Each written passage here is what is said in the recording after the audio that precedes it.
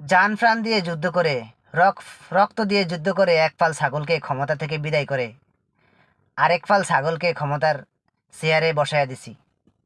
আমাদের কি দুর্ভাগ্য, আরও এক ফাল ছাগল ক্ষমতায় আসার জন্য রেডি। আমার দেশের ছেলেরা ভূমধ্য সাগরে মারা যায়, আর অন্যদিকে রেমিটেন্সের টাকা দিয়ে এই ক্ষমতার চেয়ার পায়া এই ছাগলগুলা বিদেশে বেগমপাড়া সাহেবপাড়া বানায়। কি দুর্ভাগ্য আমাদের, এই জাতির জন্য কি দুর্ভাগ্য। যেখানে নেপাল থেকে, ভুটান থেকে, ভারত থেকে মাত্র 1 লাখ 1,20,000 টাকার ভিতরে মালয়েশিয়া কিংবা সিঙ্গাপুর চলে যাওয়া যায়, সৌদি আরব চলে যাওয়া যায়, সেখানে আমাদের দেশ থেকে যাইতে লাগে 4 লাখ, 5 লাখ, 7 লাখ টাকা।